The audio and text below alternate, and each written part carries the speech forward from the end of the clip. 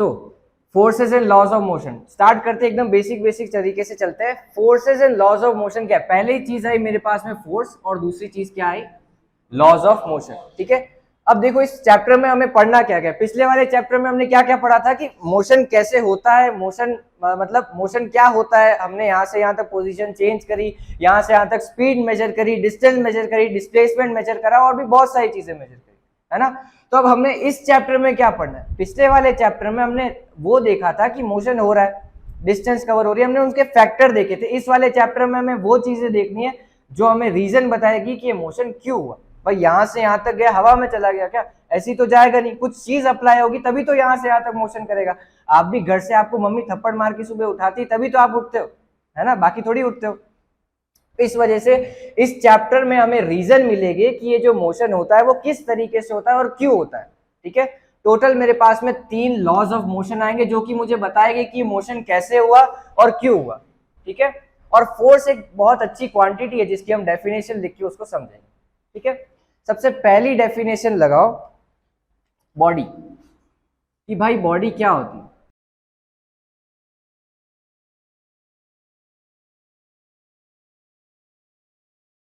सबसे पहले मैंने डेफिनेशन क्या लिखा है? Any set of particles, particles से मिलके बनी होगी कोई भी बॉडी, कोई भी ऑब्जेक्ट, है ना।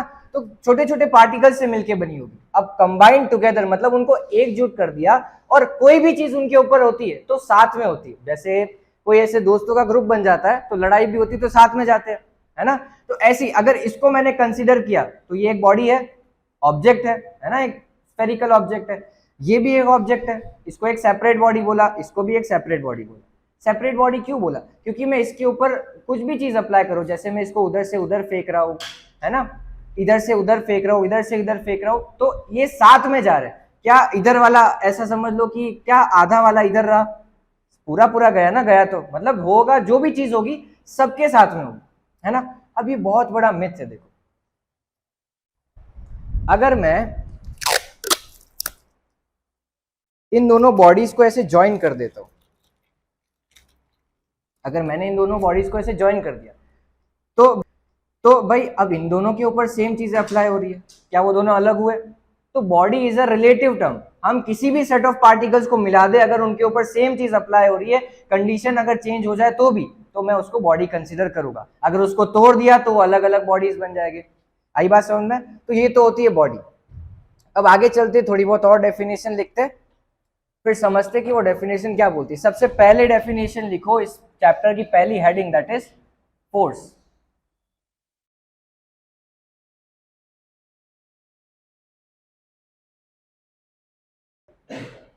देखो अब फोर्स का मतलब क्या होता है? इट इज अ पुश और pull applied to any body to change its position. मतलब एक पुश और पुल एक इंग्लिश के वर्ड्स है। पुश मतलब धक्का देना और पुल मतलब खींचना, है ना। तो अगर मैं किसी भी ऑब्जेक्ट को, बॉडी को, पार्टिकल को अगर पुश कर रहा हूं या फिर पुल कर रहा हूं, तो मैं उसके ऊपर क्या लगा रहा हूं?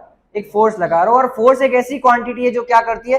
किसी भी ऑब्जेक्ट की पोजीशन चेंज करने में हेल्प करती है। उसी पोजीशन से हम स्पीड डिफाइन करते हैं, डिस्टेंस डिफाइन करते हैं, एक्सेलरेशन डिफाइन करते हैं, है ना।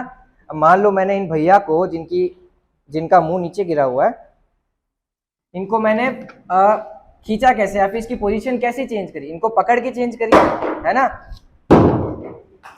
इनका दिल गिर गया, देखो। तो मैंने क्या किया? इनकी पोजीशन कैसे चेंज कर रहा हूं? यहां से यहां तक लेके गया कैसे? मैंने इसको पकड़ रखा है। पकड़ रखा है मतलब मैं एक फोर्स लगा रहा हूं। यहां से यहां तक किया तो मैंने इसको खींचा, इधर से उधर किया तो इसको दूर दिया या फिर पुश किया, है ना। तो इस वजह से क्या हुआ? इसकी पोजीशन चेंज हुई। इसी वजह से मेरे पास में क्या आया? एक फोर्स की टर्म आई, जो कि क्या काम आती है, किसमें काम आती है? किसी भी ऑब्जेक्ट की पोजीशन चेंज करने में काम आती है। अब फोर्स भी बहुत अलग अलग तरीके के होते हैं, मेनली 2 टाइप के होते हैं, उनकी भी डेफिनेशन लिखते हैं।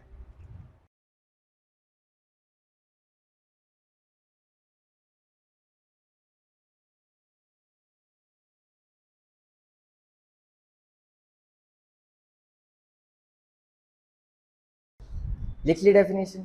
अब देखो बैलेंस्ड और अनबैलेंस्ड फोर्सेस क्या होते हैं, डेफिनेशन वाइज चलते हैं। When the force acting on the body is balanced from all the direction. मतलब ऐसा समझ लो, यहाँ पे कोई पार्टिकल है, या फिर मैं किसी इस मार्कर को ही कंसिडर करो, मैं इसको यहाँ से खींच रहा हूँ, यहाँ से खींच रहा हूँ, ऊपर से धक्का दे रहा हूँ, नीचे से धक्का दे रहा हूँ, तो अगर वो बैलेंस्ड होगा तो इसका मतलब क्या, इधर से और इधर से खींचने वाला फोर्स सेम है और इधर से खींचने वाला फोर्स सेम है, तो क्या होगा, वो बॉडी हिलेगी क्या, नहीं हिलेगी। अगर उसके ऊपर फोर्सेस जो है वो बैलेंस रहेंगे तो वो बॉडी मोशन नहीं करेगी।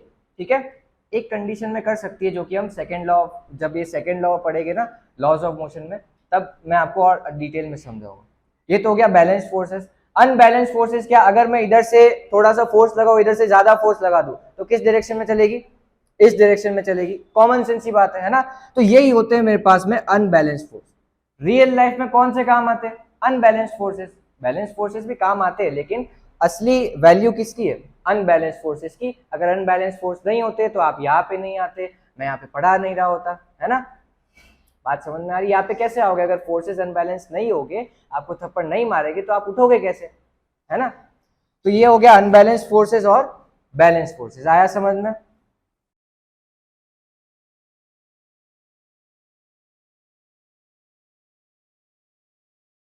लिख लिया। देखो न्यूटन्स लॉज ऑफ मोशन क्या है, इनका पूरा नाम था, किसी को पता है, आइजैक न्यूटन, जिनको इस जमाने में बहुत गालियां पड़ती है। क्यों, क्योंकि सिलेबस बढ़ा दिया बच्चों का, है ना। तो टोटल इन्होंने इतना भी कुछ नहीं, मतलब किया तो बहुत कुछ था, लेकिन जो पढ़ाते हमें या फिर जो हम पढ़ते वो मतलब ऐसा समझ लो 1% है। इन्होंने बहुत सारा कंट्रीब्यूशन किया था, हमने खाली 1% पढ़ा इनका, जो भी इन्होंने दिया था, और हम इनसे गालियां देने लग गए, मतलब इनको, है ना।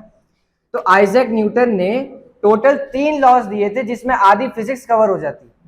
सबसे पहला लॉ दिया था, उसके बाद में सेकंड लॉ दिया था, और उसके बाद में थर्ड लॉ दिया था। नाम भी ऐसे ही है ना।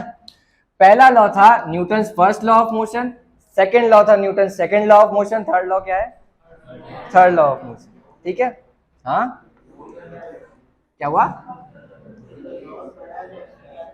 उसमें क्या था वो अब हम पढ़ेंगे ना। सबसे पहली हेडिंग लगाओ, Newton's first law of motion.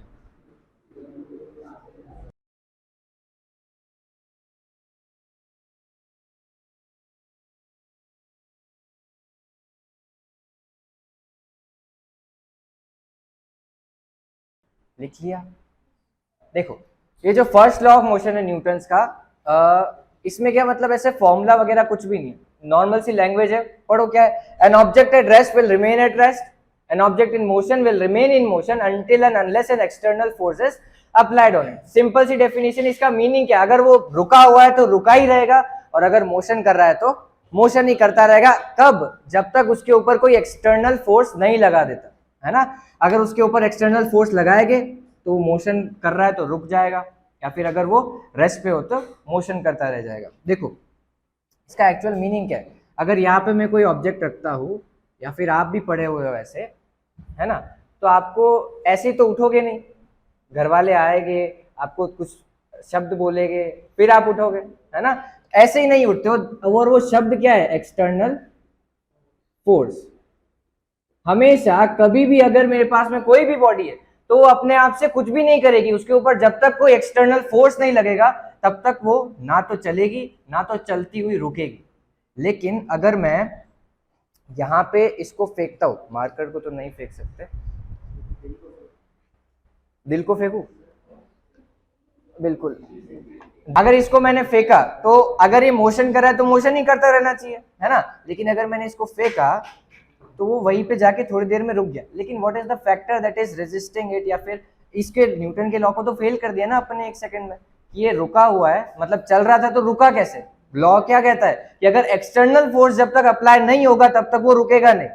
इसका मतलब क्या है, इसके ऊपर कोई एक्सटर्नल फोर्स अप्लाई हुआ है ना, एक्सटर्नल फोर्स अप्लाई हुआ है। ठीक है, उस एक्सटर्नल फोर्स पे बहुत सारे फैक्टर आते हैं, जिसको मैं फ्रिक्शन भी बोल सकता हूँ, ग्रेविटेशनल फोर्स कह सकते हैं, इसके अलावा मैं एयर ड्रैग भी बोल सकता हूँ।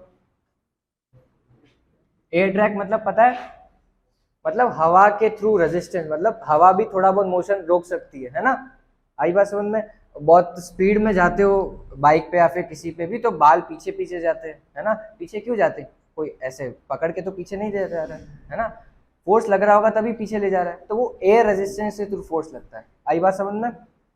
तो पहला फैक्टर क्या आया कि अगर वो मोशन कर रही है तो मोशन ही करती रहेगी, और अगर रेस्ट पे है तो रेस्ट पे रहेगी, है ना। तो इसका फैक्टर क्या है, देखो अगर मैं एक मोटे आदमी को लेता हूं, अगर मैं एक मोटे आदमी को लेता हूं और अगर मैं एक पतले आदमी को लेता हूं, है ना, भावेश और देवराज, तो मान लो कि एक भावेश आ रहा है आपकी तरफ दौड़ते हुए और दूसरा कौन आ रहा है, देवराज, है ना। तो भावेश भी आया, देवराज भी आया, है ना। भावेश आया आया आपको थोड़ी सी डर लगी, थोड़ा सा डर लगा, मतलब वो आ रहा है आएगा, मैं मेरे ऊपर गिर जाएगा, भाई मैं तो गया, है ना। देवराज आया आया, मैंने एक क्यों किया और वो उधर चल गया, है ना। तो इसका मतलब क्या है, अगर कोई चीज मोशन करते हुए मेरी तरफ आ रही तो वो करती रहेगी, है ना। अब मैं किससे ज्यादा डर रहा हूं, कि जिसमें मास ज्यादा है ना, जिसका मास कम है उसको मैं आराम से इधर उधर कर सकता हूं। तो फैक्टर क्या है, मास, है ना। जितना ज्यादा मास उतना ज्यादा उसके रेजिस्टेंस, मतलब उसके मोशन में चेंज में थोड़ा सा देरी आएगी, या फिर उसके चेंज करने में थोड़ी सी दिक्कत होगी। अगर एक ट्रक खड़ी है और एक छोटी सी बाइसिकल खड़ी है तो किसको मतलब किसको पोजीशन चेंज करने में ज्यादा इजी पड़ेगा, बाइसिकल। क्यों, क्योंकि उसका मास कम है। तो अगर मैं किसी की पोजीशन चेंज करना चाहूं, न्यूटन के फर्स्ट लॉ से अगर वो रेस्ट पे है तो वो रेस्ट पे क्यों रहना चाहेगी, क्योंकि उसका कुछ मास है। तो जितना ज्यादा मास उतना ही ज्यादा इसके चेंज में रेजिस्टेंस या फिर चेंज में ऑपोजिशन आएगा। आई बात समझ में। अगर मास बढ़ गया तो ये जो रिमेन एट रेस्ट है ना, वो वैसा का वैसा ही रहेगा, मतलब ये बढ़ता जाएगा उसकी प्रोबेबिलिटी। अगर वो रेस्ट पे है तो रेस्ट पे ही रहना चाहेगी, भाई मैं इसको एक हाथ से उठाने की करूं तो उठेगा क्या, नहीं उठेगा। इसको मैं ऐसे यूं पकड़ के यूं करके यूं करके, है ना। तो द फैक्टर इज मास। आई बात समझ में। तो जितना ज्यादा मास उतना ज्यादा उसके मोशन के चेंज होने में रेजिस्टेंस, ठीक है। तो पहला तो रेस्ट वाला हो गया, और अगर मोशन में है तो भी उसकी पोजीशन या फिर उसका स्टेट चेंज करने में दिक्कत आएगी। आई बात समझ में। अगर वो मोशन पे है और उसको रेस्ट पे लेके आना है तो भी मेरे को दिक्कत आएगी, है ना। इसमें इजी पड़ रहा था और इसमें थोड़ी सी डर लग रही थी या फिर डर लग रहा था, है ना। वो डर ही एक तरीके का ऑपोजिशन है। आई बात समझ में। अब इस ऑपोजिशन को हम कुछ नाम देते हैं। इसका नाम होता है इनर्शिया। पढ़ा है कभी पहले, किसी ने तो पढ़ा होगा, है ना। इनर्शिया एक ऐसी चीज है जो मास पर डिपेंड करती है। इसकी डेफिनेशन लिखो मेरे साथ साथ में पहले तो।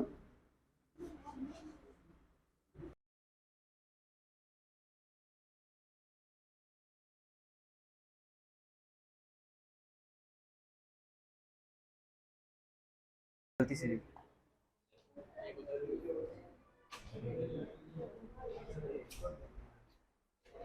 Change in its state of motion, है ना।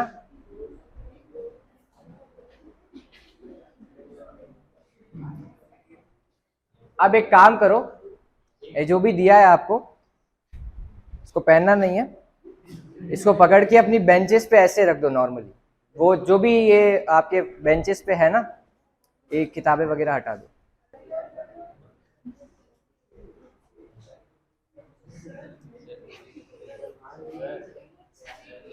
एक सेकेंड, हाँ। Change in it state of motion, वो हटा देना, गलती से लिखा।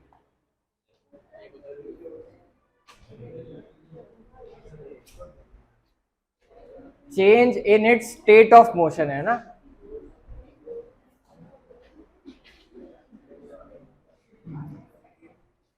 अब एक काम करो, ये जो भी दिया है आपको इसको पहनना नहीं है, इसको पकड़ के अपनी बेंचेस पे ऐसे रख दो नॉर्मली। वो जो भी ये आपके बेंचेस पे है ना, ये किताबें वगैरह हटा दो।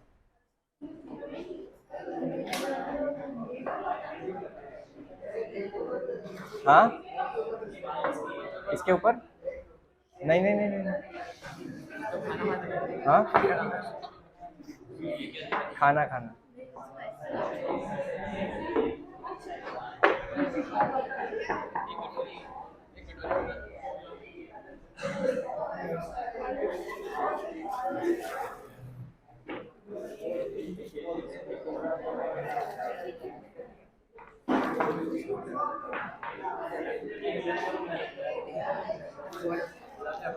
हाँ,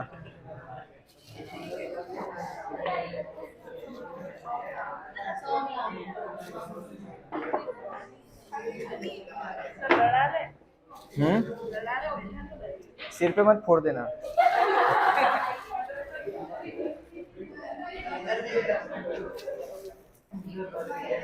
ये लो।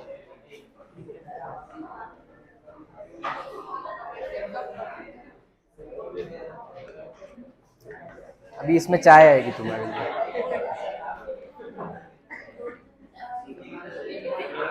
चाय चाय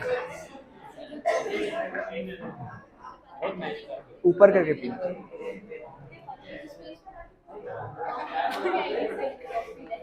चाय आएगी ना थोड़ी देर में। देखो अब करना क्या है, हम बेसिकली अब, अरे पंचायत इधर देखो। देखो अब करना क्या है, बेसिकली वेट कितने ग्राम्स का है, 100 ग्राम्स का, और एक स्फेरिकल आपके पास में जो भी चीजें दे रखी है ना, वो 100 ग्राम से तो कम ही है ना, 100 ग्राम से तो कम ही है। तो अब करना ये है कि कोई भी ऑब्जेक्ट जिसका जितना ज्यादा मास होगा उतनी ज्यादा उसके मोशन के बीच की रेजिस्टेंस आएगी। मतलब change in state, state change मतलब मोशन से या तो रेस्ट पे या फिर रेस्ट से मोशन में, ये होगी चेंज इन स्टेट। अगर चेंज इन स्टेट होगी तो जितना ज्यादा मास होगा उतनी ज्यादा रेजिस्टेंस होगी। क्या समझना है कि अगर मैं उसको खींचूंगा, अगर उसको मोशन कराना चाहूंगा तो वो थोड़ा सा रेजिस्ट करेगी उसको, अगर रेस्ट पे तो रेस्ट पे ही रहना चाहिए, है ना। तो देखो तो अगर मैंने इसको थोड़े से फोर्स से खींचा, मान लो मैंने इधर रख के भी खींचा, थोड़े से फोर्स से खींचा, तो क्या होना चाहिए लॉ के अकॉर्डिंग कि स्टेट इन चेंज को रेजिस्ट करना चाहिए। अगर जोर से खींचूंगा तो ये तो यहीं पे रह जाएगा और ये आ जाएगा पीछे, आ गया। और अगर मैंने, ये तो 100 ग्राम का मास था, ये तो कम है ना उससे बहुत ज्यादा, तो अगर मैं इसको खींचता हूं, है ना, तो ये थोड़ा बहुत इसके साथ साथ में आएगा। बेसिकली क्या है कि अगर मैं स्टेट को चेंज करना चाहूंगा तो अगर मास कम होगा तो इजी रहेगा, और अगर मास ज्यादा होगा तो डिफिकल्ट रहेगा। आई बात समझ में। तो सबकी बेंचेस पे है, करके देखो।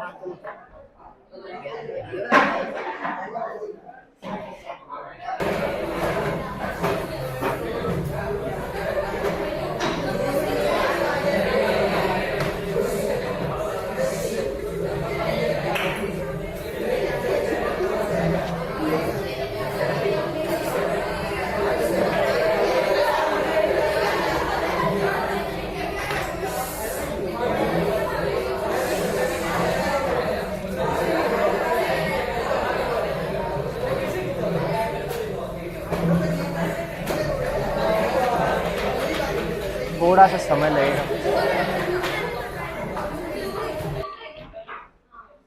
क्या हुआ, बॉटल में ऐसा करना है कि वैसा का वैसे जैसे रख रखा था वैसे रखो। कप आ जा रहा है, एक एक कप ले लो, इसीलिए तो करवा लो।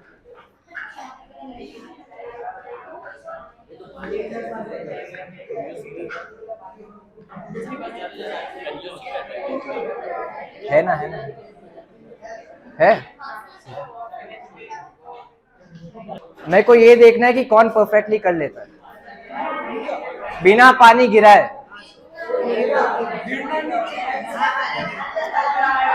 आराम से, पानी नहीं गिरना चाहिए।